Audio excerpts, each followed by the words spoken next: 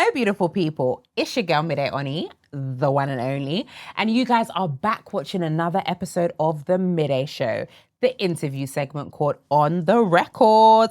Before we get started, make sure you guys hit that subscribe button, you like and comment before the show even starts, okay? Tell a friend to tell a friend that I have another episode out. Let's grow this platform, beautiful people. So grab your teas, your drinks, your coffees, your cocktails, mocktails, whatever it is you guys are drinking, and let's get into it. Today, I am joined by an amazing guest who is here to talk about her story on betrayal, trauma, going into the system, but making it out. She's had several viral moments, and today she is here to tell her story in every way possible, because I will be breaking it down with the questions. Yes. Welcome to the show, Sharnai. Hello. How are you? I'm okay, thank you. How was your journey in? Yeah, it was good. Yeah? It was good. So before we get started, how are you doing? How is life? It was hectic, it's slowed down a bit. And it's different. It's different to how my life was before. Yeah, because you've had like a few viral moments and your face has literally been plastered all over the internet. Yeah.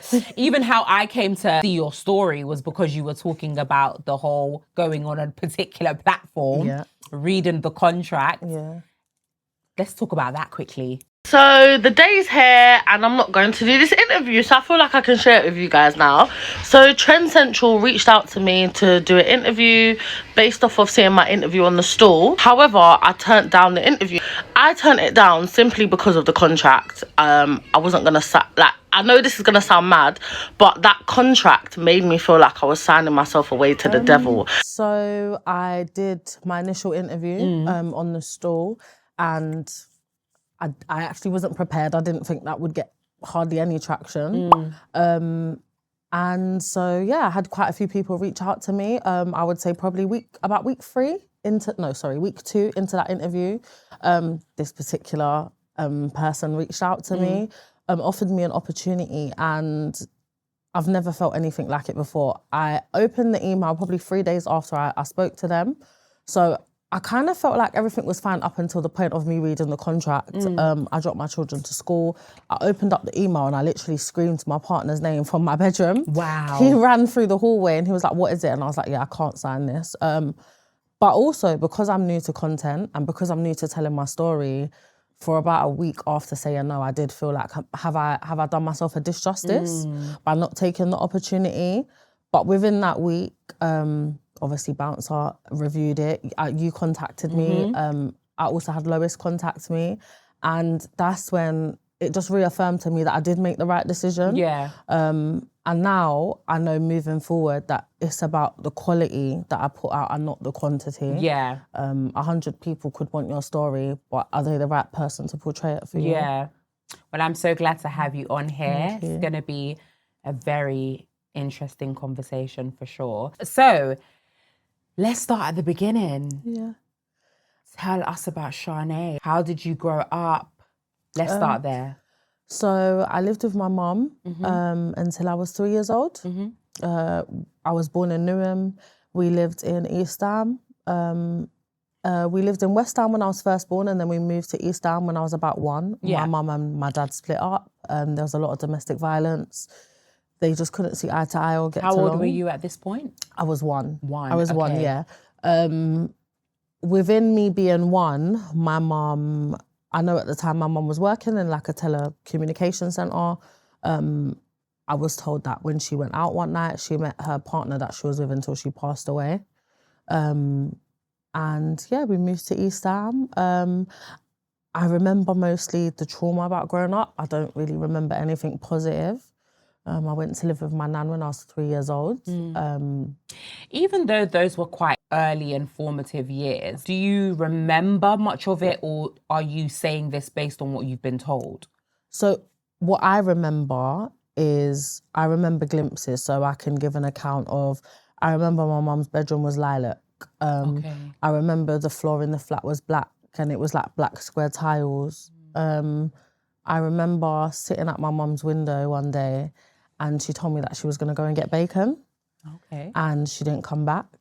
And that's all I remember of that incident. There's other incidences I remember. I just remember glimpses. When you say she didn't come back, what do you mean? She just didn't come back. For how long? I can't recall. I just remember so my mum's bed, let's say, was here, and then her wall was here, and she had like a windowsill. So even probably as like a 2-year-old, as a toddler, you could climb up onto the windowsill and see out of the flat. I just remember sitting on the side and just looking out and waiting for my mum. And was that a regular occurrence? I don't remember. Okay. According to my grandma, yeah. And other people that probably knew me at that time or lived in the block that we lived in, that was apparently regular. Wow. You were saying that you moved to your grandma's house when you were 3. Yeah. So there was an incident in my mum's home. I woke up one night and her partner, so my kitchen in my mum's flat was next to the front door. So you come in the front door and then to the right, if we was here, then you would have my mum's kitchen and to the left, her living room. Okay. I've come down the hallway from my bedroom and my mum's boyfriend is against the cupboards in the kitchen stabbing himself in the chest, and my mum is like against the fridge freezer stabbing herself. Stabbing herself? Yeah. Like with a knife? Yeah. So she was stabbing herself and her partner was like opposite her stabbing himself. Why? I don't know. And you were 3 at this point? Yeah, I was 3 at that point. The police came in. They asked to take me to my nan's, and my nan always taught me not to go with strangers, no matter who they are. So we ended up walking through Central Park. And this is all happening when you were 3? Yeah, this is when I was 3. The police walked me to my grandma's that night. I'll never forget the look on my nan's face when she opened the door, because my nan's house was a standard 3-bedroom house, but at the top was her bedroom and downstairs was the living room. So she always looked out the window before coming downstairs. And I'll never forget her just saying, what has happened? And from that day, I lived with my nan. That is insane. Yeah. So do you recall what happened to your mum that day? Did she go hospital? No, I just, when I look back, I remember my mum like being taken out of the flat. I can't remember how she was taken out. I remember the cold. I remember how dark it was, like walking to my nan's. And I just remember getting to my nan's door. And obviously you were 3 years old, so there's obviously a limited memory that you would have. But did you ever find out why your mum and her partner were stabbing herself? No. A lot of my childhood, there's no answers. My mum obviously isn't here anymore. Her partner I have no contact with. And yeah, there's just not much about why things happened, why things went on for so long. Wow, okay. So now you've moved in with your nan. Yeah. What was that like? Yeah, it was lovely. Okay. Me and my nan are very close. Even till now? Even till now. And I know that shocks a lot of people because we've had our own trauma with our relationship. But my nan was better than the mum I had. Okay. And I think probably the majority of my life I clung on to that. I grew up with my nan and my step-granddad. We lived in a standard 3-bedroom home. My nan took me on holiday all the time. But she just wasn't emotionally available. Okay. My nan finds it very difficult to be emotional. I feel like now I'm older and I can speak to my nan about trauma and about how not feeling emotionally connected has affected me. Yeah. She gets it. But when you're young and you just want your parent to give you a cuddle or tell you they love you, I never had that. Yeah. My nan's saying is, you know I love you. If I didn't, I wouldn't do what I do for you. Yeah. I think that's a lot of people in that generation. Because that's how they were brought up. Yeah, They weren't brought up with that emotion as well. Yeah. So, Growing up was pretty standard until, I had some turbulence. So from the age of 3 until 11, I don't necessarily remember seeing my mum. Okay. I grew up believing my grandma was my mum. So did you call your grandma mum? Yeah. Oh, okay. Yeah. Until quite late in age, I feel like till about probably 8 or 9. Okay. I called her mum. It's only when It's when I turned 11. Before I started secondary school, my mum showed up one day at my grandma's house, explaining she's my mum. She wanted a relationship with me. She had been clean. And you hadn't seen her prior to this? No, I probably saw her, I want to say, about 5 times throughout my life. Between 3 and 11. I probably did. There was times where she would show up to my grandmother's house from what I've been told and like kicking the door. And I remember one time her getting in my bed. I was quite young. My nan told me that it was her friend. And her friend was going to stay. And that's probably the only memory I have throughout that time of my mum. Okay. But yeah, when I got to 11, she showed up. She explained that she was clean, and even that was a shock because my grandma had never explained to me that my mum was on drugs. Okay. I would say my grandmother tried to probably cotton wool me because of the trauma that I experienced. Yeah. And my mum showed up, and then I started secondary school. And when I started secondary school, I was gang raped. First of all, I'm very sorry to hear that. Obviously, we've already spoken about it, but yeah. When you say that you were gang raped, are you okay to elaborate on what that means? Because for me, I know what it means, but also in my head, I don't know what it means. Do you know what I mean? I get what you mean. So the second incident in the main perpetrator's home, I walked in the house, I went upstairs. He explained he wanted me to kind of chill with him. At the time, I had a girl from my primary school who went to secondary school with me and was in my class. She waited outside the house. I felt like that was a sense of protection, that at least she knew I was there. For whatever reason, she ended up leaving. As I've gone upstairs, say about 2 to 3 minutes have passed, and as I'm sitting on a bed, as I've kind of turned to my right, there's eight boys in the room. And I was just told to turn around. Oh my God. Oh my God. Wow. So after that's happened, do they just leave? So that was the second incident. The first incident was in Central Park, the same park I walked through to get to my nan's house when I was younger. Straight after the incident happened, the main perp basically said to me if I wanted my phone back when he called me, I had to come. So he took your phone up straight after? While the incident was happening, yeah, I didn't have my phone. Wow. And then I remember like basically saying like, no, I'm not gonna call you. And he wouldn't give me my phone. So for me, in order to get my phone, I had to tell you what you wanted to hear. So I said I would. And then how the second incident happened was that I was leaving school. My nan used to work in East Ham on a fruit and veg store. And to get from the secondary school to my nan, I would go through East Ham rather than going through like Beckton, Upton Park where I lived. I'm on the bus, he's called me, he's asked me to come. I've kind of said no. He's explained, he basically threatened me. I can't remember word for word what he said. And then so I went to the house. After the incident happened, they didn't leave, I left. I was told to leave. Wow. I remember one boy asked me if I was okay, asked me to like stop crying, and explained that I would be okay, and that was it. How old were these boys? Between 13 and 16. And you were 11? Yeah.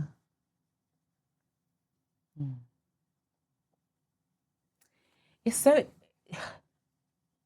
crazy to think that boys of that age, I know it happens, but to think that boys of that age would be, because in my mind, right now, I can't imagine a 13-year-old boy doing that, but obviously it happens.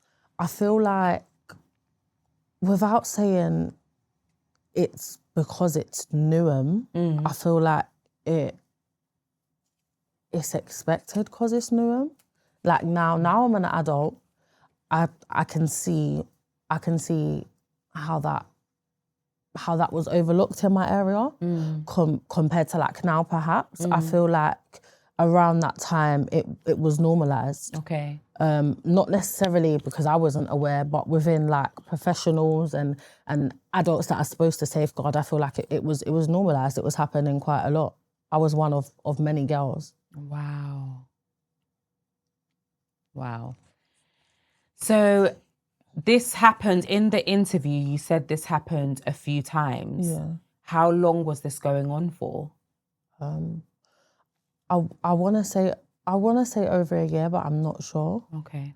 Yeah, I'm not sure. I feel like I've done so much healing since then that I remember everything that's happened, but to timestamp it is probably the hardest. Yeah. And whilst this was happening, did you tell anyone? Did you confide in a friend, an adult, a family member? No. I didn't have family other than my nan. My nan isn't someone you can speak to about this. At the time, she hadn't, let's say, done anything to make me feel like that. But the way I was brought up, the character my nan is, and even when she did find out, it was very much like I've put shame on the family. Why didn't I come to her? Why does everybody in my area, let's say, know and not her? But I think what she didn't understand at the time is that it wasn't my choice. I didn't tell anyone. What happened is that videos were going around of me, of incidents that had happened. So they recorded it? Yeah. I can't tell you which incident was recorded because I never got to see. But there was images going around, there was videos going around, and they actually ended up telling people. I was severely bullied for it, and I feel like my nan just didn't understand that. Yeah. So you said this went on for a year, and was it a situation where like you were being threatened to continue? Or like how did I just want to understand, like, how did it happen for? I was threatened a lot. Okay. I was threatened, like my nan was threatened, my mum, because she was a drug user. Your nan was threatened? Yeah. What do you mean? Yeah, so there was threats to my nan, like in terms of blowing up her house. Oh, wow. Like whilst it was happening? Yeah. So like one of the boys that he wasn't charged, but he was there, lived at the end of my nan's road. My nan used to take him to school in the mornings when he was younger.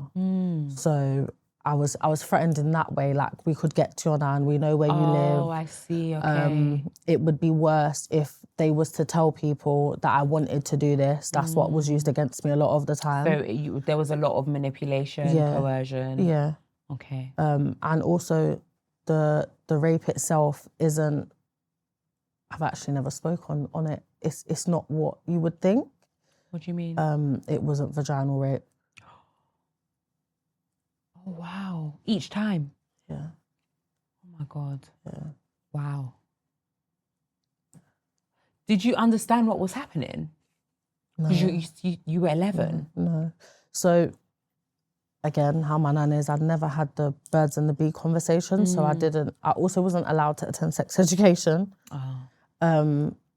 So one, I knew that I had, my personal space had been violated because my nan always taught me don't let anyone touch you down there.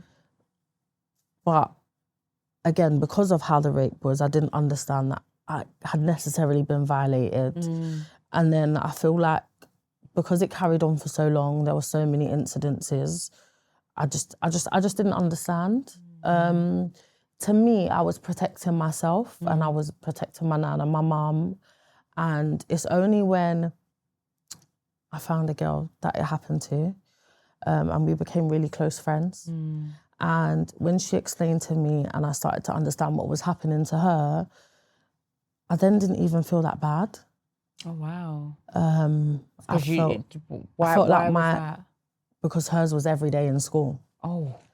And so having to take that on board, I kind of felt like, well, mine's not that bad. It's happened a couple times, but at least it's not every day I'm in school and they don't have that much access to me. I think only 1 or 2 of them went to my school. It wasn't as bad as her experience. I guess I normalised what was happening to me. I did speak in the end. I did speak to like a sexual health nurse. I explained to her what had happened, and even then I didn't get it. She took me to get like the hepatitis shots. She wanted me to do statements. She really fought to get my school involved and the police. And even then I didn't understand. I just knew that she cared. She cared more than anyone else at the time. Yeah. I did open up to like a teacher in my school. He knew my grandma. And I think I opened up because there was he put a lot of effort into making me understand that the things people were saying, I didn't have to take it on. That I had a chance to kind of tell my truth. Is this after the footage has come out and you're being bullied? So at this point, I was being severely bullied. I wasn't going to school. I was, in a sense, running away from my nan's home. I would stay out quite late. I started to become gang affiliated. And I just felt like there was a big limelight on me. No one, because my nan didn't know what was happening, and no one made me know that they was aware. I just kind of felt like this is what I needed to do in order to keep myself safe in the end. So if you don't mind getting into, when you say that you were severely bullied, so these pictures, were they sent around? They were circulated, yeah. So, okay. And what was that bullying? What did that look like? I was called derogatory names. I was picked on in school, I was year 7, year 10s would attempt to fight me. I was called a hoe, a tramp. And no matter how much I screamed and shouted, that wasn't the case. No one wanted to listen. Yeah. I was bullied by girls more than boys. And it was bad. Yeah. So now you've spoken out because the nurse and the teacher have helped you speak out. What was the next steps after that? Nothing. I had a lot of pushback about speaking to the police. From who? From me, like I didn't want to. I think it was just the whole idea of potentially my nan having to listen to what had happened to me. I didn't ever want to share that with her. And my behaviour was becoming so difficult. I already knew that I was on my way to going into care, and there was discussions about putting me into a secure unit so that I could get intense therapeutic support. And at that point, I just felt like I was being treated like I had done something wrong. Why were you being told that you were going to go into care? Because, so once I spoke to the sexual health nurse who liaised with social services, and I spoke to the teacher in my school who also liaised with them, they was kind of coming up with a plan on how to keep me safe and how to, if my nan couldn't keep me safe, how they would remove me from the borough, I guess, to keep me safe. Okay, I see. And the option was secure unit because I had gone through what I had gone through. They felt like I needed intense therapeutic support and I needed to be secure so that no harm could come to me. But because I was made aware of that, I started to feel like I had done something wrong and I didn't want to be taken away from my nan. That's all I knew. Yeah. And going into care as a 12-year-old, you don't actually understand what that is. Yeah, that must have been so scary. Yeah. Me and my grandmother got into an altercation. Yeah, because, sorry to cut you, you said that you were gang affiliated, right? What does that mean? What did that look like as a 12-year-old being gang affiliated?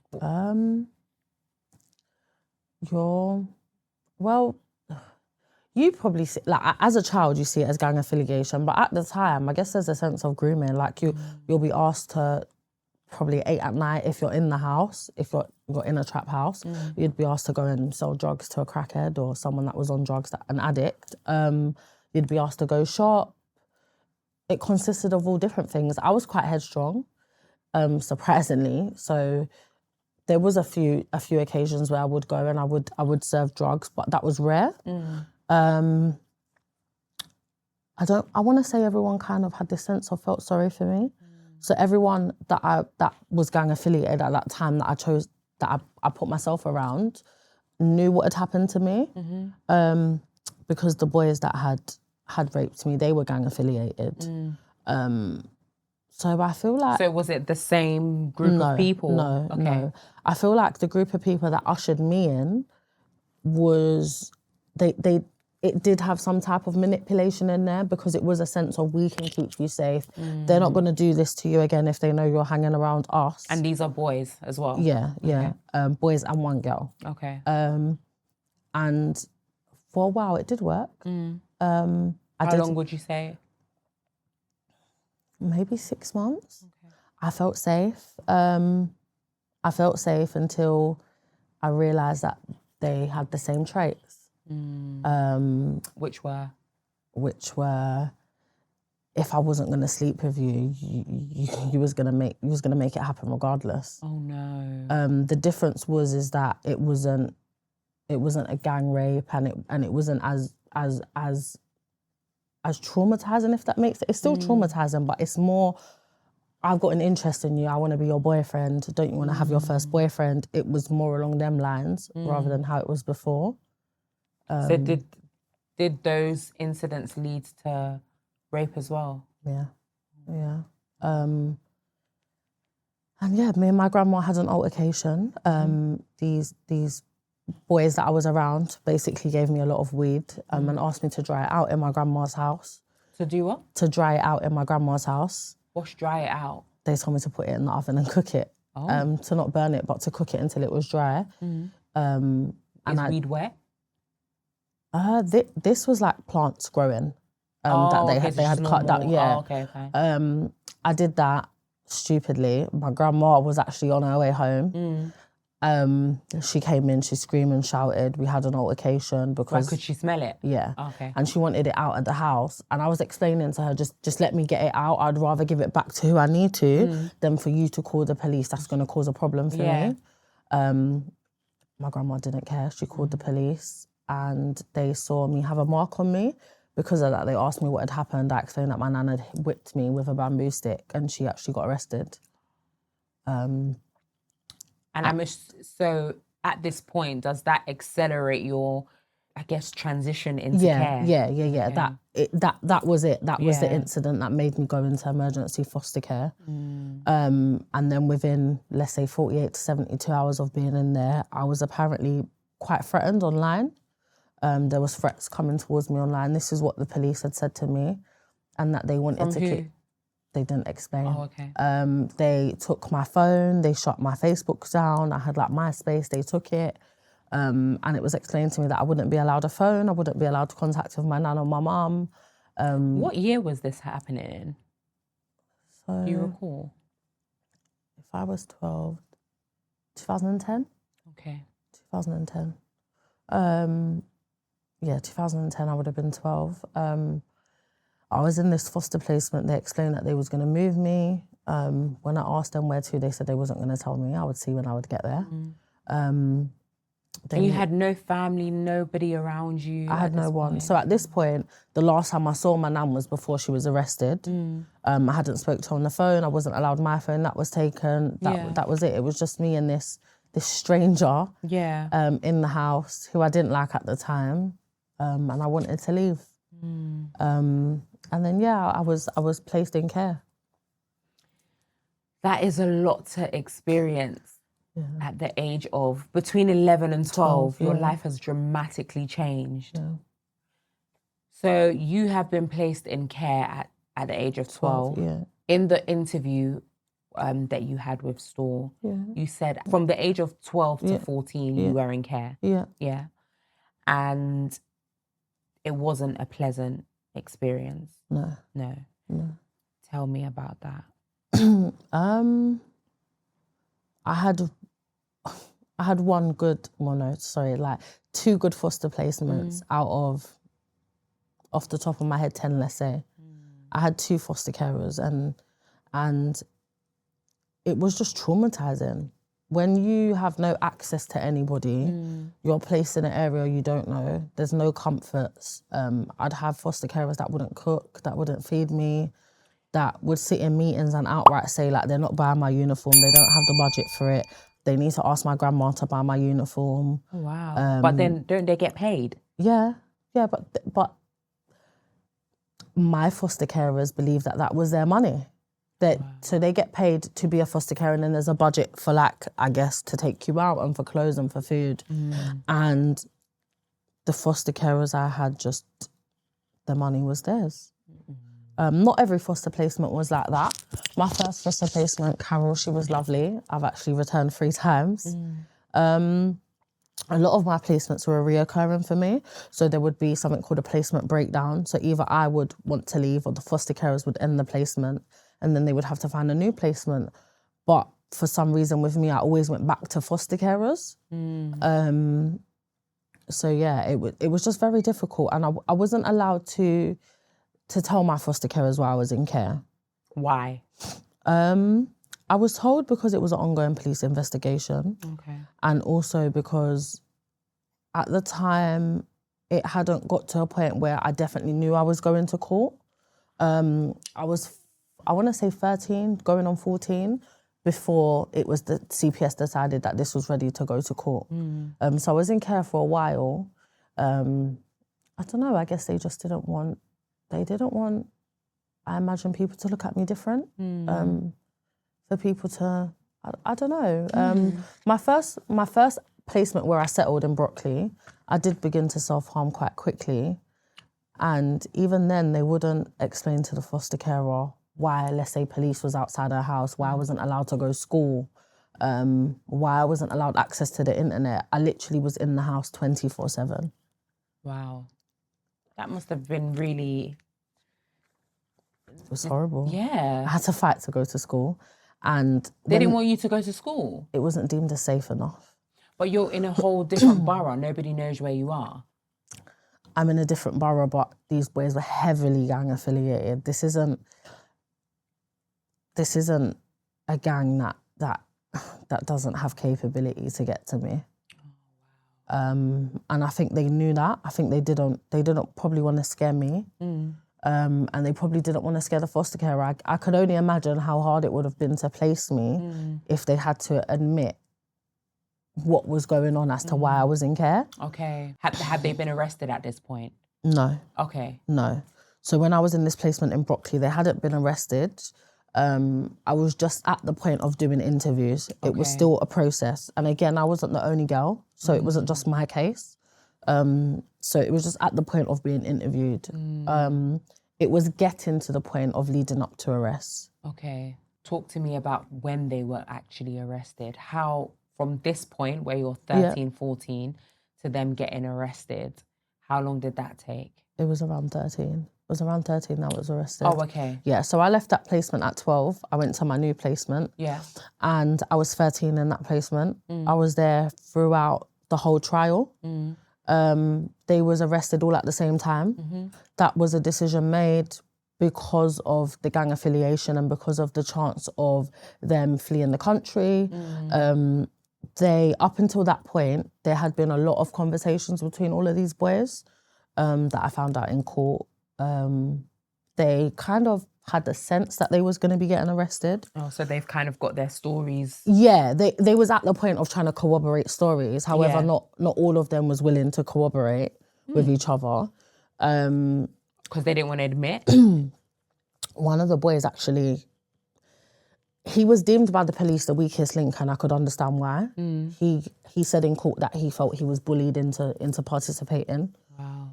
It wasn't. He knew it was wrong. He didn't agree with it. But he apparently was scared himself. A lot of them went no comment.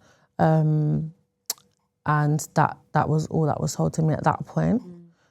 It was disheartening because I felt like I had done everything I needed to do at that point. I had done hours and hours of interviewing. I had done identity parades. That was disheartening, like seeing on the police's face that I got it wrong. I couldn't identify certain people. It was hard for me. How could you? I felt like there was a big pressure on me. I feel like because I held back for so long, the pressure was that this is continued because I hadn't spoke up. So I felt like there was a pressure on me to get it right in a sense. And I just couldn't, like, no matter how much I tried, I couldn't identify all of them. I couldn't make people believe me enough. That's how I felt when I was in the court. You're made to feel like you're the worst person in the world for some of it, I did choose not to be behind the screen when I read out like my impact statement and things like that. But even being in court is disheartening. We was at the Old Bailey, it was an open gallery, so all their friends could attend. But my grandmother and my mum wasn't allowed for safety reasons. My foster carers wasn't allowed to attend with me. And who's supposed to be my parent at the time, my social worker, just disregarded anything that had happened to me. Social services just wasn't interested. In their view, it wasn't rape. I chose to participate in these sexual acts, and that's where they drew the line. They said that? That's in my file in black and white. Not once in my file does it say that I was raped. Wow. So how can an 11-year-old willingly participate in such activities? That was their opinion. That's horrible. That was their opinion. And I feel like that opinion is why I'm thankful to the people that did show up for me. I'm thankful to the adults that did hear me out, did take my statements, did try to push it. I now know that my nan went to the police twice and told them I was raped and they turned her away. Yeah. Wow. That's horrible. So when you know, on the stall interview, you spoke about the convictions. Yeah. Only 2 were convicted out of 8. Yeah. That's shameful. Talk to me about the convictions. Obviously not having enough evidence played a part. Me not being able to identify played a massive part, because how can I accuse someone of being there? When I was in court, I could identify them, but in that identity parade, it was hard. What was hard about it in the identity parade? I just remember one boy out of the 8 who's passed away now. I don't know, like I just remember looking at the lineup and just, you pick someone and they ask you, are you sure? And that split second when they ask you, are you sure? It makes you have doubt. And that was my problem. I picked him and then I was doubtful. So I picked someone else. Okay. And then I picked someone else again and I was doubtful. But then I went back to the correct person. And at that point, they was just like, I don't think you're going to get it. So let's end it rather than you keep being confused and picking random people. Because what that does, for their defense, it shows that I don't actually know who's done this to me. It's not going to be beneficial for me. That's a lot to put on you, though. There was a lot on me. There was a lot on me. Even just having people in my life who were supposed to care about me question me. What was that like? Who was that? That was my best friend who lived across the road from me. She questioned whether it was how I said it was, or whether I was confused, or whether it just didn't play out how I was portraying it did. And I think, again, because they made everyone know what had happened in their way of perceiving it, by the time I was ready to, I guess, speak my truth, people had heard their side so much. And I'm assuming they made it out like, you know, this was consensual, you wanted it. In court, it was very much, it was my fault. I'll never forget one of their barristers, she was an Asian lady, and I kicked off in court at one point because I said, like, you're just making me feel horrible. And I said, I've had enough of answering your questions. Because it was, is it not right that your school skirt was quite short? Is it not right that I had basically started puberty a lot younger than other people? My breasts were quite big. What's that got to do with anything? I looked a lot older than my age. They asked me questions like, don't you think you looked older than your age? Do you think you looked your age at the time? Yeah. Wow. That's horrible. They had pictures of like my bedroom at my nan's house where all my friends that would come round, I would get them to write their names on the wall. I was rebellious. They used that in court to say I was gang affiliated, that the attack on me was because I was gang affiliated. But at that point I was 11. I hadn't been around anybody. I had just started secondary school. No, they. Oh Lord. So you were saying that 2 out of 8. out of 8 were convicted. What were those convictions? 6 months because 6 months. I guess he showed remorse in the fact that he was open about what he had done to me. Okay. He had given them, I think, the main perpetrator's name. I can't really remember. He wasn't, the person that got the 6 months, he wasn't there for the gang rape. Okay. The person that got the 6 months, he participated in raping me in McDonald's toilets after the gang rape. So he got 6 months for that incident. As in prison? Or was it like a suspended sentence? I can't remember, I just remember he got 6 months. I remember it was because he showed remorse and he had applied for college, and the judge was, I'll never forget her, she was a lady. She had blonde hair, and she was very much considering the impact it would have on him rather than the impact that everything had happened on me. She didn't agree for the press to release his name. She didn't want his image out there, and he wasn't to even go on the sex offender register. Wow. Because he applied for college? And he showed remorse. Okay, so all you got to do is show remorse? I guess so. Okay. And then the second conviction? The main perpetrator got 5 years. For multiple rapes? Yeah, 5 years. So he's out now? Yeah. Wow. Yeah. When I got to 18, I received a threat to my life. Was he out at this point? Yeah. Okay. Yeah. What was that threat? I was in a semi-independent unit, and I'll never forget, the police showed up and they explained to me that there had been intel that someone wanted to put 100 grand on my head. I was quite a leery 18-year-old. I wasn't really fazed. At that point, I'd felt like I'd been through enough in my life, like this wasn't going to bother me. I also didn't live in Newham anymore, so I just kind of felt like, how are you going to come to somebody else's area and do all of this? I spoke to my key worker about it at the time, and yeah, it just kind of went silent. I spoke to her in depth about it because, again, there was no support from social services. They didn't move me placement. They didn't think the threat was serious. Yeah, that's the only other contact I've had, really. I have reached out to probation before. There's like a program where you, as a victim, you can meet your perpetrator, but they have to be in the right place and have to be willing, and that was denied. Why did you want to do that? Until I was about 18, I still felt like I had done something wrong. I wanted answers. I wanted to know why he laughed at my face when he got sentenced. I wanted to know why there was no remorse. And I wanted to tell him how he's messed up my life.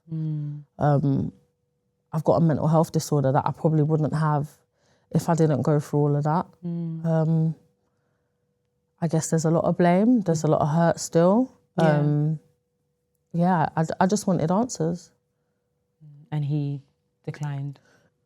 I don't know if he declined or if probation just didn't feel like it would be beneficial, but I was declined by probation. Okay. Whew. Girl, that is a lot. Yeah. And how are you, in regards to that, how are you now? Up until today, I've always said I'm healed. I'm healed from it. I've done enough healing. I noticed after our speak yesterday on the phone that actually I think I'm only healed to an extent, and I think that's how it will always be. Yeah. I feel like speaking about it is a little bit re-traumatizing, but it's a choice now. I want to speak about it. I want to use it to do good. Yeah. But I think just me reminding myself that actually it is still something quite traumatizing. I think the healing journey is just, you're always going to be on it. Yeah. I don't know if you can ever really be fully healed. Yeah. Do you know what I mean? Like, I think there's always going to be something that might trigger you, but that trigger will be less intense. And I feel like that's what it Yeah. is. And understanding that that is still okay, and that doesn't mean I'm not healed. Exactly. But it's okay to still be triggered. Exactly. Well, I'm glad that you're doing better. I'm glad that you're doing much better. And so that, you've gone viral for that story. Yeah. Before we even go on to the next viral story, let's touch on the relationship with your mum, if you don't mind. Obviously, your mum wasn't a big part of your life, but she did come back into your life at some point. What was that like? Now she's passed, I can say. My mum was more like my friend. Okay. I've noticed recently that I called on her a lot more than I'd like to accept or admit. Yeah. It was a tricky relationship because I would speak to my mum on the phone or see her in person, and I would take out my pain and my anger towards my towards my grandmother. It was hard managing my relationship with my mum. She never understood why I didn't view her as a mum. And I actually didn't. I knew something had happened to me when I was younger because I wasn't allowed to stay at friends' houses. I wasn't allowed to have friends stay over at my nan's. I wasn't allowed to stay at my uncle's house. My nan wouldn't let my granddad wash my hair in the bathroom unless she was there. So I just knew growing up something wasn't right. And I don't know what age it was, but my nan had a party and my cousin said to me, like, you have been touched as a kid. And I wanted to ask my nan, but I just knew I couldn't. And when you're young, you don't even know what that is, so I just kind of let it go. My relationship with my mum was tough. I feel like it got better as I got older because I started to understand that before she was my mum, she was herself. And she's always going to be herself, whether she's my mum or not. I've had a lot of regrets now she's passed. I wish my kids did have a nan or they did have a relationship with her, but she wouldn't change for me. So I have to accept why she wouldn't have changed just before, because she's a grandmother. Yeah, it's been hard. Yeah. My mum would have fights with me when I was younger. She would tell me, like, we would have an argument and she would be like, it's your fault you got raped. You're a tramp. Oh, wow. Yeah, my mum's quite fiery. There isn't any boundaries. So as I got older, I made my own boundaries. So I regret them now because she's passed. Yeah. But in a sense, my mum respected that I had better boundaries than her. Yeah. So you brought up that, obviously, when you were younger, you were touched in regards, in me asking about your mum. Why was that relevant? Because it plays a big role in how me and my mum's relationship went while I became an adult. Okay. So it wasn't confirmed that something had happened to me until I got my file at 18. I think I was about 19, sorry. My son Khalil was just born and my file was delivered. And I went for it straight away and I started reading. And it was there in a child protection meeting that there was an accusation. My mum made an accusation that her partner had molested me. Your mum made the accusation? Yeah. My mum made the accusation to the GP at first. Oh. When it was requested that she would take me to the hospital, she didn't for a year. So by the time I went into my grandmother's care, my nan did take me to the hospital, but it was too late to see if there was anything wrong. Okay. I know my grandma said I had some issues down there, which made her feel like something had happened, but they just said that too much time, it had been about a year, too much time had passed to definitely say this was the cause of what was going on down there. And you were like 2 or 3 at this point. Yeah. So I feel like that's why it's important, and I feel like it's important to say it because it's part of my story and part of my truth. Yeah. And in saying it, I'm kind of owning it. As you should. As you should. Next viral part of your story is the having a child very young. Yeah. And that process of the child going into adoption, the system kind of taking the child away from you, and just, talk me through that. It's just like there's so many layers to your story, isn't it? So I was, I don't really speak much about how I became pregnant. And that's purely out of respect for my son, because he's 12 now. I feel like it's naive to not think he doesn't have access to the internet. But I just feel like the best respect I can have for him is letting that be his story. It was hard. When I found out I was pregnant, I didn't understand what being pregnant was. The sexual health nurse at the time that I had throughout the break was the same lady that explained to me what being pregnant was. It was just explained very layman terms. A baby's gonna grow in your belly, you're gonna feel kicks. Is this something you want to do or you don't want to do? I told my grandma. She had a massive reaction, told me that I would have to leave, and just that was the end of the conversation. She didn't explain to me about terminations or anything. Did you leave? No. I stayed at my grandma's throughout my pregnancy. The social services was notified. They came round the next day. After me explaining to my nan I was pregnant, they came round, they held a meeting. They explained that they would be taking me to court, and that they would be taking me to court if I chose to keep the pregnancy. Why? Because of the concerns. And the concerns were that I self-harmed, I had been sexually exploited. In their eyes, I positioned myself around people who exploited me. I was extremely vulnerable. I didn't know how to protect myself, so how could I protect a child? One, I was living back in Newham, yet that wasn't my decision. So once the case with the boys had ended, there was safety orders made, so it was that I wouldn't return to Newham, and me not returning to Newham meant that they wouldn't be, let's say, they wasn't allowed to be within 500 metres of me or whatever it may be. Newham actually decided at 15 to place me back in, 15 to place me back into Newham, regardless of the concerns. But that was their concern. I was also living in the borough where things had happened to me. I had recently left a foster placement. Before I got pregnant, I had broke my spine, shattered my leg. What? I broke my lower spine, my pelvis. How? I jumped out of a 60-foot window. What? Yeah, at 14. Why? Do you know the incident where my mum stabbed herself when I was younger? Yeah. I walked into, not the same incident, but similar. I walked into a flat. I was with a group of girls. A girl wanted to go back to her friend's house and get changed. We walked into a situation that I wasn't comfortable in. The guy in the house at the time was schizophrenic. He was having an episode. He had knives in his hands. He locked us in a bedroom. And in that moment, I just needed to get out. I can't tell you how long we was in this bedroom, but I just couldn't take it anymore. I had to get out. So my thing was to boot the window and jump out the window. Oh my God. Literally like fight or flight. Yeah, literally. Like, I attempted the first time, and she's my good friend now. She literally dragged me back and was like, nah. She was like, let me look.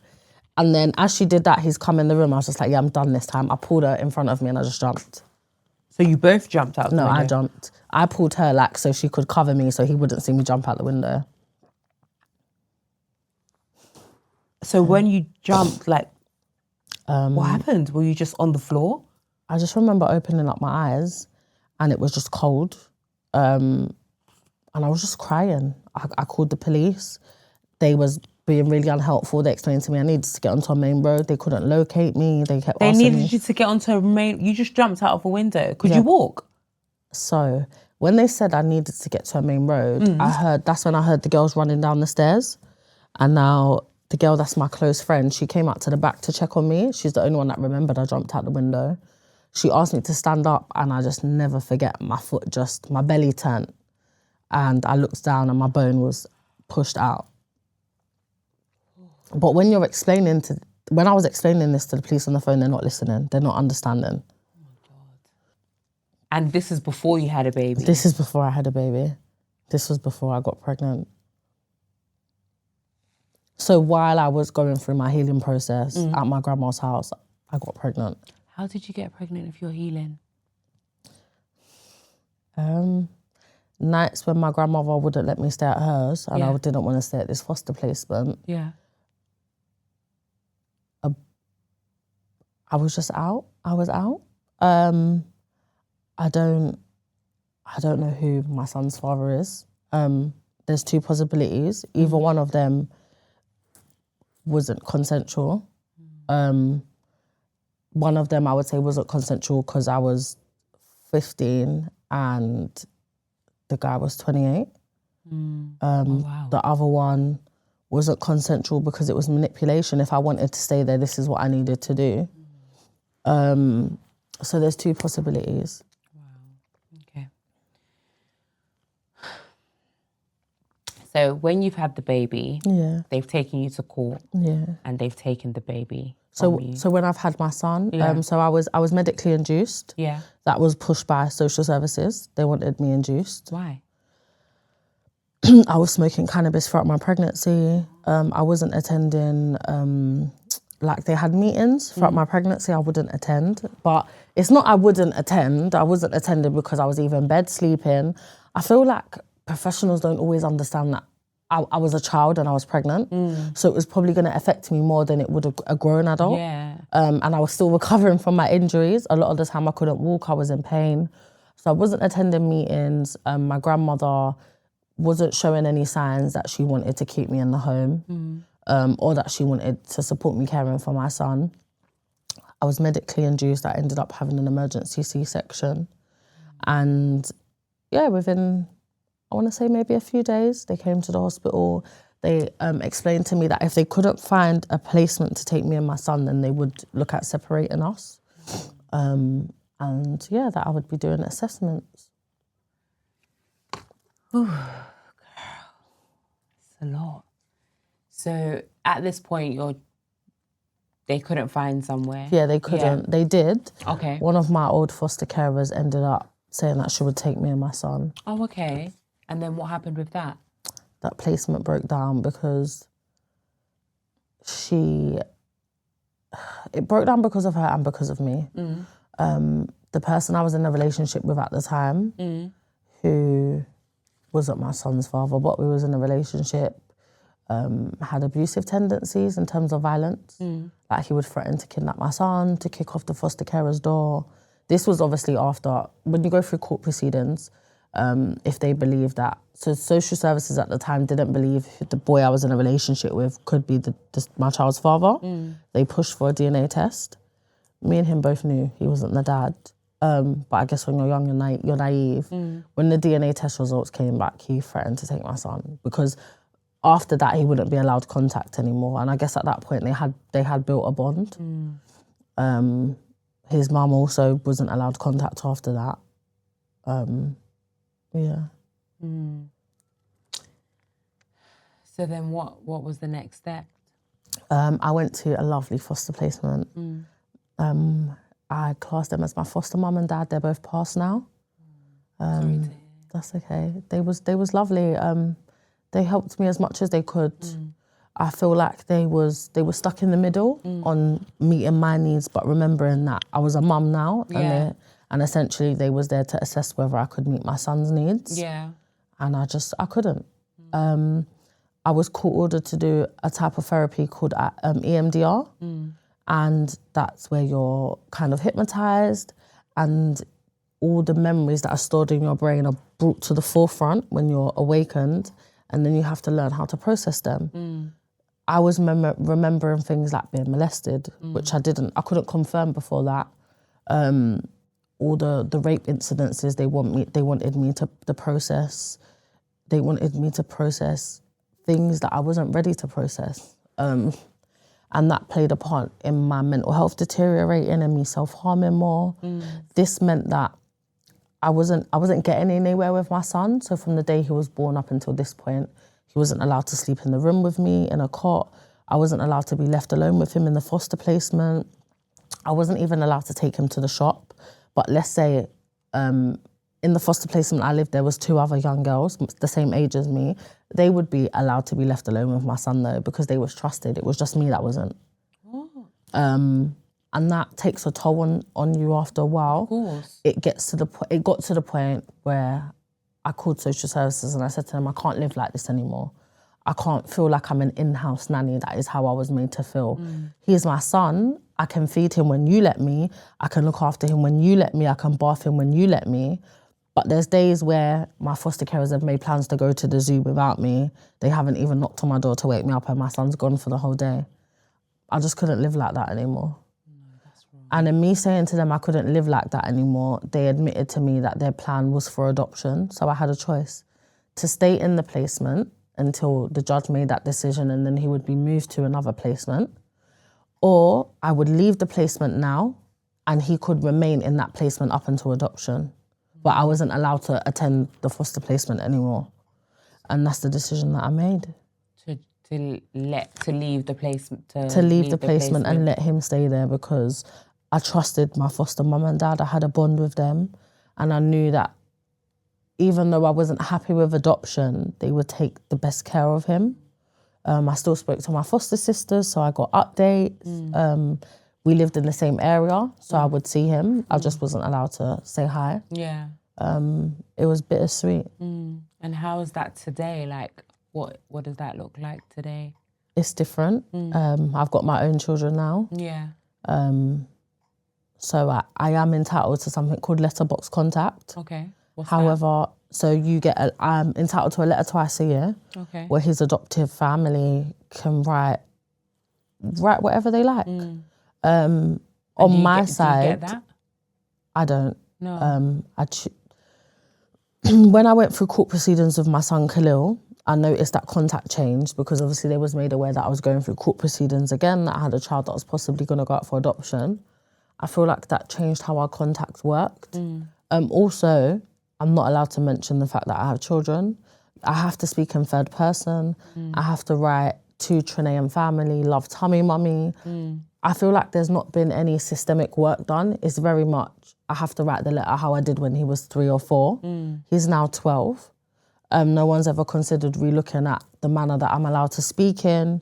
I can't ask how school was. I can't ask if he's gone on holiday. There's a lot that I'm not allowed to ask. So I feel like it's more traumatizing than beneficial. And I know that's probably selfish, but that is just how I feel. Yeah. I mean, I think that's understandable. Do you think that you'll ever like try and reach out to him or? I mean, can you reach out to him? I can't, no. Not before the age of 18, I think it is. Okay. I think before 18 he can. Okay. I hope that all the work I'm doing now, he does get to see one day. Yeah. I hope he gets to see all the work I've done rather than reading my file. I feel like it's a detriment to him and me for him to be given my file and allowed to read it at 18 because my file is opinion-based. It's not facts. Yeah. Yeah. Oh, let's take a breather, girl. Yeah, that's okay. How you feeling? All right. Yeah. It's okay. Yeah. So the next story was your 2 kids. Yeah. Dad. Because you recently spoke about that. Yeah. Obviously, you spoke about the fact that he didn't mention to you that he had a very severe disease. Yeah. Right? There's a genetic condition, yeah. And now, do both of your kids have that condition? Just one of my children, yeah. So they're both carriers, but one has the condition. Okay, and what's that called? Osteogenesis imperfecta. And what does that mean? It's bristle bone disease. Okay. So my son can fracture with little to no impact. So his first fracture, he fell off his scooter. As his leg hit the pavement, he fractured his leg 3 times. Oh my God. The most recent one, we went on our first family holiday to Tunisia. He's got out of the pool, decided to run, he slipped. Again, little to no impact, and he completely broke I think that was his right leg. He broke his left and his right leg. Oh my God. Again, in 2 places, a long time to rehabilitate. Wow. Yeah, so it affects his bones, it affects his immune system. He's got hypermobility, so he finds it difficult to write because he's very flexible. Is that something that can be treated? I don't think that's the right word. So there is, so if a child is susceptible to fracturing, so let's say like my son, he's had 2 fractures. If he continues to fracture, there's already been a conversation about putting him on medication, which will the medication, it's not a cure, but it can help with the amount of fractures that he will have. There's a threshold for it. And there's also a downside to it. My children's father used to be on a medication called pomegranate. He lost his hair. He became quite chubby, but then quite sucked in. So there's a lot to consider about the medication. I know there's other options now, I've been told, but again, it's a lot of conversations. It's a lot of thinking about whether it would be the right decision. You found out about your first dad's condition before getting pregnant with your second child. Yes. Was there any concerns then? If you knew that he had that situation or that disease. Is it a disease? It's a genetic condition. Yeah, a genetic condition. But you still went into getting pregnant again. What was your thought process behind that? Or did you think about it? Getting pregnant again for me was my card to get away. Okay. What do you mean? He was obsessed with the fact that I wanted to be a mum. He didn't like that I loved Khalil more than him. He didn't like that I wanted to fight to keep my son. He asked me when we lived in a mother and baby unit together to leave Khalil and to start fresh with him. What? And this was at the point where he got me kicked out of the mother and baby unit for allegedly hitting him. And I explained to him that he needed to go back to my son. And that if he wanted me to be with him, he needed to admit that he was lying and that I didn't put my hands on him and that he made it up because he didn't want me to have my son in my care. He did that. I didn't get back with him. But I don't know. My thought process about getting pregnant was that you would just leave me alone. Why did you think that? Because he didn't want to be a dad. He didn't want to be a dad. Okay. Him going through the court proceedings with me wasn't because he wanted to be a dad. It was because he wanted to be in my life. He wanted me. And at that point of getting pregnant with Kai, I knew. I had a suspicion. I actually didn't know I was pregnant for a long time. He would tell the staff all the time, she's pregnant, I know she's pregnant. The test would come back negative. It's only when he actually was removed from the placement, I was taken to hospital, I was vomiting, and the doctor looked at me and was in hysterics and was just like, there's nothing wrong with you. And I was like, I feel like I'm dying. And he was like, no, you're just pregnant. Oh, wow. And I was about 3.5 months pregnant then. Yeah, I don't know. I guess maybe someone was looking down on me. I wasn't scared, I wasn't fearful. I didn't feel like this was gonna make my situation worse. And I wasn't worried about my second pregnancy having the genetic condition because I educated myself so well. Even though my son was removed at one point, I was always praised for the level of care I gave him, the level of insight I had. So I just kind of felt ready at that point. Yeah. I mean, now my son's getting older, I do question whether I am ready to take this on. Oh, I can imagine. It sounds like just him falling down, he's fractured, he's broken his whole leg. Wow, that sounds like a lot. Let's get on to the DL. Your baby father's DL. Yeah. Damn. Yeah. Damn. Yeah. That is crazy. Do you know what? My friend actually voice noted me today who went to school with him and was like, why'd you have to do him like that? And I just said, do you know what? I'm tired of it. Like for years, my partner that I'm with now, when I got with him, I immediately told him and I was like, how do I tell them when they get older? And he's like, you don't. He's like, you don't tell them. Like, they don't need to know. But I feel like because I've been told and I've been made aware that he's actively, you walk on the street, you're very open about it now. Oh, he's out now. I wouldn't say completely out. Oh, okay. Because he definitely still isn't telling the women that he sleeps with that he's also sleeping with men. But he's out to some aspect, like your friends know, people I know. I'm being told it's common knowledge. So I just kind of felt like it's time to own my truth. I mean, if I'm gonna continue doing content and I'm gonna create spaces to be in, I don't ever want someone to be able to be like, well, I know this about her. I'd rather put my own dirty laundry out there. So obviously in the TikTok that you Yeah. mentioned, you said that there was certain Signs. you know, that you thought he was cheating. Yeah. But aside from you thinking he was cheating, did you ever think that he was sleeping with men, or was it just was just the cheating? So before the guy called me when I had my son. The guy called you? Yeah, I received a phone call. Oh, yes, you did say. Before that, yeah, there was a call way before I found out I was even pregnant. Okay. We had a mutual friend. How I ended up sleeping with my children's dad was that he stayed at my house. He didn't have anywhere to live. I housed him, and we drunkenly slept together one night. I got a call one day. So I'm in bed, I finished work, I'm waiting for him to come back, and I get a phone call from this guy explaining to me that he is my children's father's boyfriend. And this is before you got pregnant? Yeah, and that when he comes back to the house, I should check him when he gets in the shower because he's got a love bite in a particular place. Before we could even get there, I called my best friend. I was crying and I was young. I just literally cried and I was like, I think I've got HIV. I was like, this guy is like taking the piss out of me. My best friend came down. Coincidentally, he was waiting outside my property when my child's father returned, came in, and he was just disorientated. He was discombobulated. He was all over the place.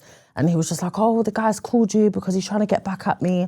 I owe him money for something. It's not what you think it is. So I told him, like, you need to get in the shower. Like, I need to see the evidence. He wouldn't get in the shower. He basically left. My best friend at the time spoke to him separately and explained to me that maybe I needed to hear his side of the story. And his side was that he was going to try and go down the line of he was raped, which was not the case. And now I know is not the case because he sleeps with men for money. Yeah. So it's not he's just sleeping with men. No. And that's what I said in the TikTok. When I went down his phone and I went on Safari, he was on gay chat rooms telling men that he would actively sleep with them for £10, £20. Not £10. Yeah, it was never no actual money, and that's what made it worse for me. And I feel like that's what made me hold it on to so long with the embarrassment. Yeah.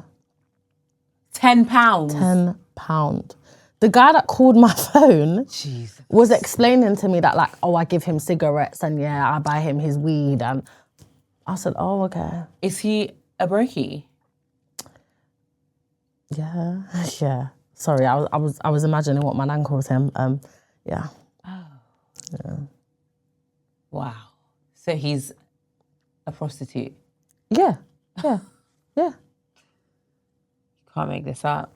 He's a prostitute. And it's not something I'm making up because I'm bitter. Social services have it down as a concern.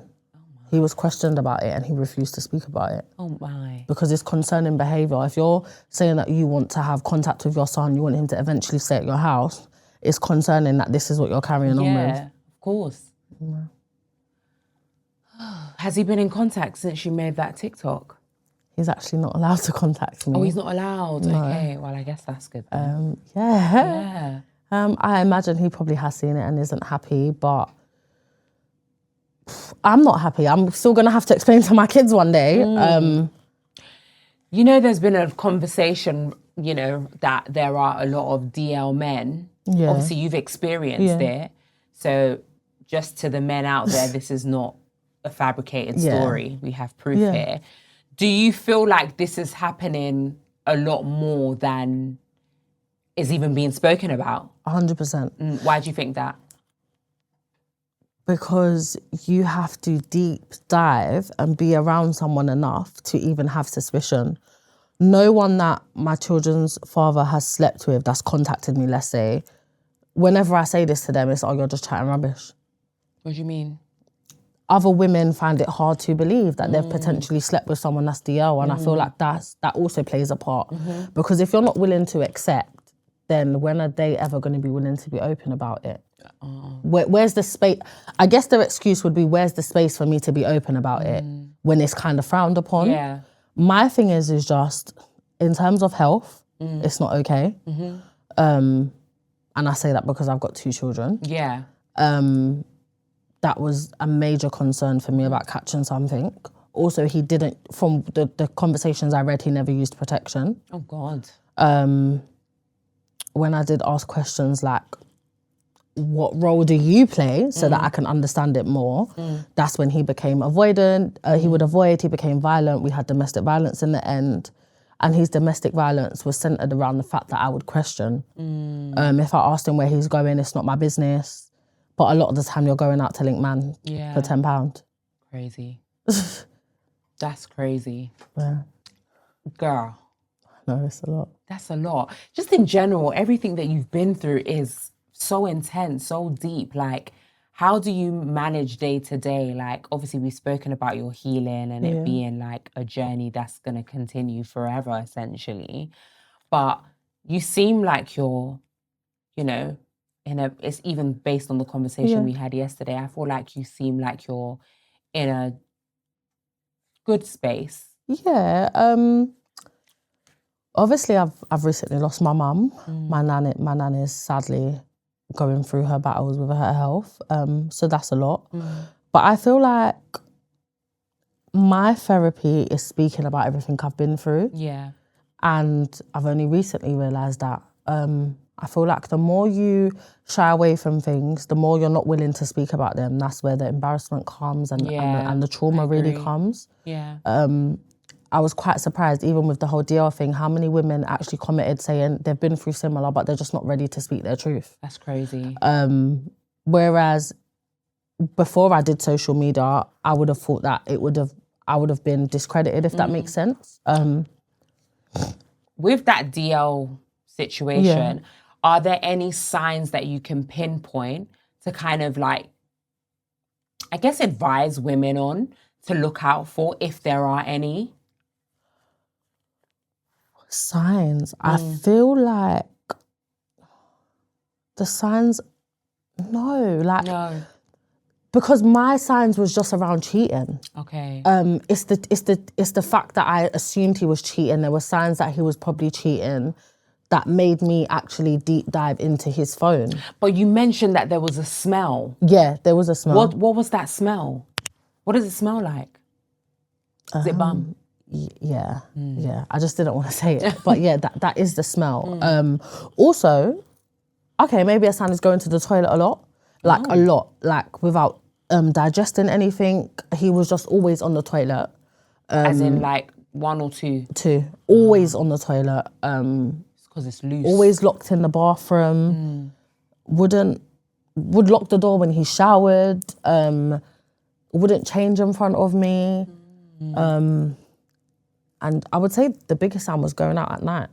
That's when I really started to understand that you was doing it for money.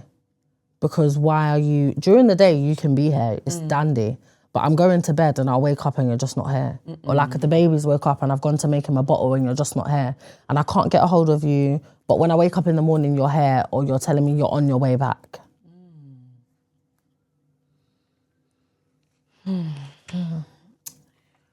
Girl, that was an episode. Obviously, we spoke about it yesterday in terms of like using your story to help other people. Yeah. And just like you said, speaking about it is therapeutic. It does help when you share your story. So what are your plans moving forward to share your story, to elevate yourself? Like share a little bit with me. I haven't really thought on sharing my story, but I have started a business. Okay. I'm not going to say... Congratulations. Thank you. Congrats. I'm not the name is yet. Yeah. But I have started a business and I'm going to be delivering workshops to young people in care homes, to social workers, to professionals really, on how to think about things that are not spoken on every day. So how to understand that you're a young person's corporate parent. What does being a corporate parent mean? What does trauma responses mean? How do you deal with a young person that has gone through similar trauma to me? How do you allow them to I don't want to say embrace their trauma, but embrace their truth rather than shy away from it. Yeah. So that's the next step for me. Well, congratulations. Thank you. Very happy for you. I'll have information packs out in 5 weeks. Yeah. So tell people where they can follow you and, you know, come along with your journey on that. So I need to create an Instagram for it. You can DM me personally on my Instagram. I've had quite a few care homes reach out. Yeah. What is your Instagram? It's Sharnai's _content. Reach out to me. My email is sharnaiwinans@outlook.com. And I also do cooking. Nice. Yeah, I do cooking. What's your favourite dish to cook? Oh, to cook? Probably duck. Ooh. Duck, yeah. You can't mention duck and duck. not expect Like duck me and pancake, that I'm going to be expecting my, I'm not joking. I'm going to be expecting my personal dish. I love a duck. Do you? Oh my God, yeah. Yeah. It's my favourite. Yeah, duck and pancakes has to be. Oh, what type of pancake? You know, like the thin, and you put the duck in with like the cucumber. I got your number, girl. Yeah. I got your number. Okay. Wow. I'm happy that we can end on A good note. light notes. You know, that was very intense, and I'm happy that you were able to get through it and share your story. And I'm wishing you all the healing in the world and an amazing, successful future. If you or anybody that you know has been affected by anything mentioned in this episode, please contact the Rape and Sexual Abuse Support Line on 0808 500 2222. That has been it for today. Make sure you like, comment, and subscribe. If you have any questions for Sharnai, I've put her details on the screen and I will also link it in the description box below. But that is it for today. Thank you, beautiful people. Have a blessed day. Bye.